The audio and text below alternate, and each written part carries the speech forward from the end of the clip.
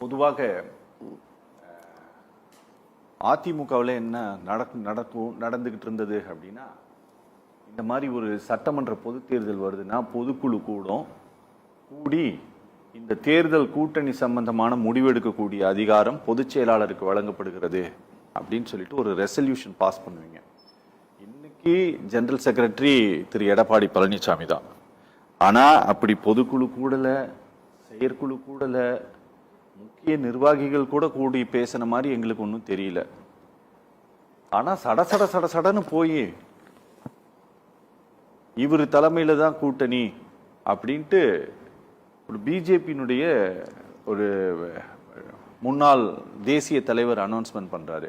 அவர் அப்ப home minister கிடையாது சொல்லும் போது, அந்த மீட்டிங்ல என்டிஏவோட ரெப்ரசண்டா தான் அவர் இருந்தாரு.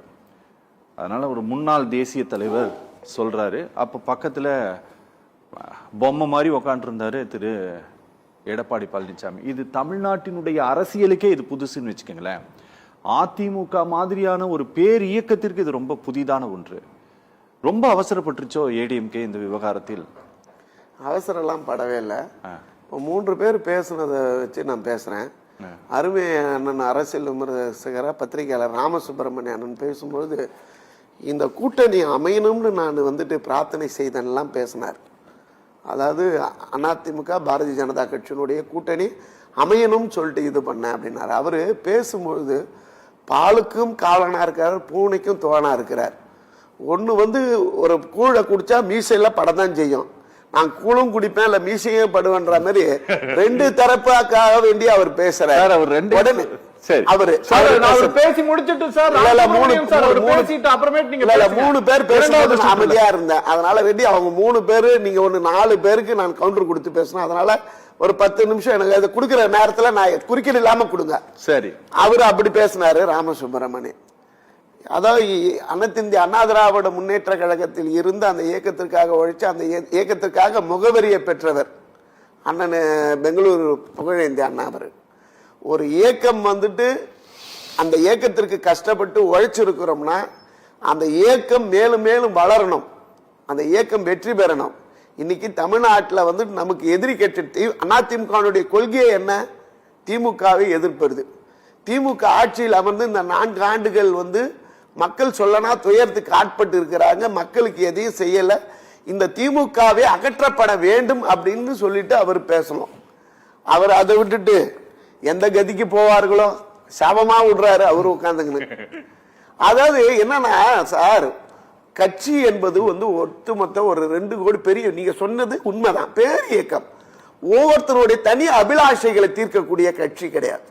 ஒட்டுமொத்தமா தமிழர்கள் நலன், தமிழர்கள் சார்ந்து இந்த இதை 4 ஆண்டுகள் திமுக ஆட்சி செய்கிறது. இந்த திமுகவை எதிர்க்க வேண்டும், திமுக ஆட்சியை அகற்ற வேண்டும்.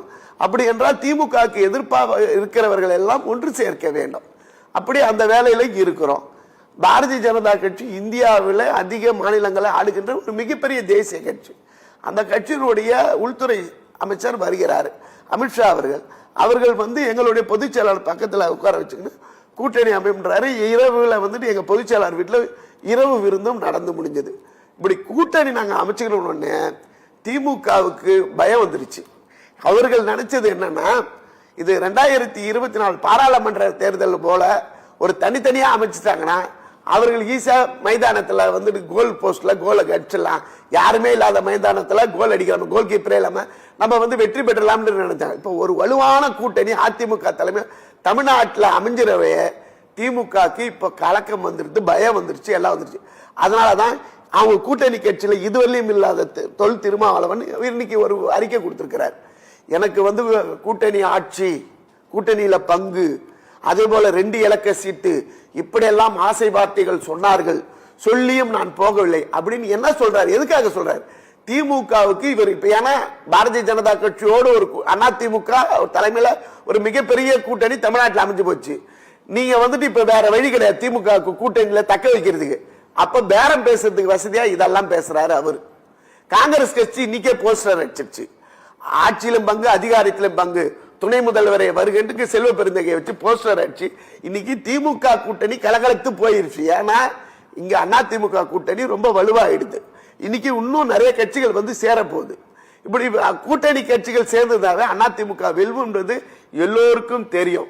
உடனே அண்ணன் சொல்றார், இலா புகழ்ந்து கடலூர் புகழேந்தி அண்ணன் திமுகவை சேர்ந்த அவர் உடனே ஏக்நாத் ஷிண்டே கதை, அந்த கதை, இந்த பண்ணா அதெல்லாம் கிடையாது. தமிழ்நாட்டில் திமுக அதிமுக, எடப்பாடியாரா ஸ்டாலினா, இதுதான் தேர்தல். இந்த தேர்தல் தான் தமிழ்நாட்டில் நடக்க போகுது. அவர் அமித்ஷா அவர்களை பேட்டி கொடுக்கும்போது என்ன சொன்னாரு, தேர்தலுக்கு பிறகு மீதி எல்லாத்தையும் பேசப்படும், எல்லாத்தையும் அவர் சொல்லிட்டார். உடனே இவர்கள் கூட்டணி ஆட்சி, அந்த ஆட்சி, இவர்களாவே ஏதாவது ஒண்ணு சொல்லி, இப்ப நீங்க கூட கேக்குறீங்க ஒரு ஆண்டுகளுக்கு முன்னாடி ஏன் கூட்டணி, இப்ப ஒரு ஆண்டுகளுக்கு இருக்கின்ற போது அப்போதுதான் தொண்டர்கள் இணக்கமாக இணைந்து களப்பணி செய்வதற்கு வசதியாக இருக்கும் அப்படின்றதுக்காக வேண்டி இப்பத்திலிருந்து நாங்கள் கூட்டணி அமைச்சாதான் மக்கள்கிட்டையும் தொண்டர்கள்கிட்டையும் ஒரு இணக்கமான ஒரு சூழ்நிலை உருவாகும். அது களத்துல இறங்கி வேலை செய்வதற்கு ஒரு நம்பிக்கையை இன்னும் அதிகரித்து தரும். அதற்காக வேண்டி கூட்டணி வச்சிடும். நீங்க ஏன் கடைசி நேரத்தில் வச்சுக்காம இப்ப வச்சுக்கிறீங்க? அதாவது எது நேரம் செட் பண்ணாலும் அதிமுகவுக்கு எதிர்ப்பாக எது அமைச்சு இது பண்ணாலும் முடியவே முடியாது. 2026 எடப்பாடியார் முதலமைச்சர் ஆவார். நீங்கள் பொறுத்திருந்து பாருங்கள், இதுதான் நடக்கும். ஓகே, பேசலாம்.